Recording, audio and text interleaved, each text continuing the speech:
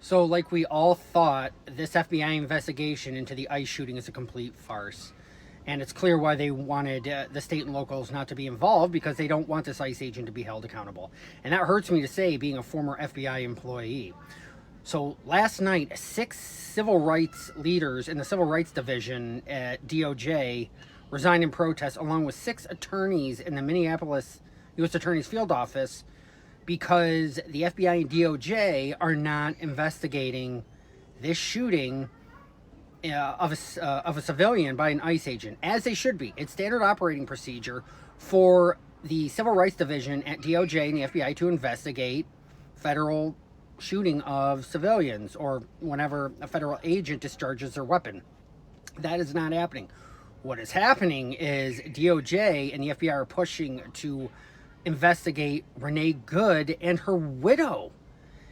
I don't know what the predication for that is, because they were engaged in First Amendment free speech. I heard reporting that they're looking to see if they're part of any advocacy groups. Being part of an advocacy group is protected by the First Amendment, and no investigation can be predicated on that. So if you're an agent or an analyst in the Minneapolis FBI field office and you're being asked to investigate or collect intelligence on Renee and her widow, you need to say no. You need to say absolutely not, put your foot down, and resign if need be. Good on those attorneys in Minneapolis, as well as at the DOJ, for resigning in protest, because this is absolutely abhorrent. But that's par for the course of this DOJ.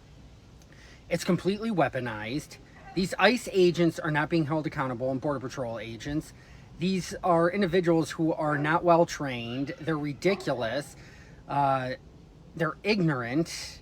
They're uneducated, and they're impatient. And that is a dangerous combination. But this DOJ and this deplorable administration is going to protect them. But I'll say to you, Jonathan Ross, the statute of limitations for murder never runs out. So even when this administration is done in 3 years and we move on from this dark period in history, you could still be held accountable at the state level for murder. They can still investigate you for what you did. So I wouldn't really, sleep so peaceful knowing this administration is in power, because statute of limitations on murder never runs out.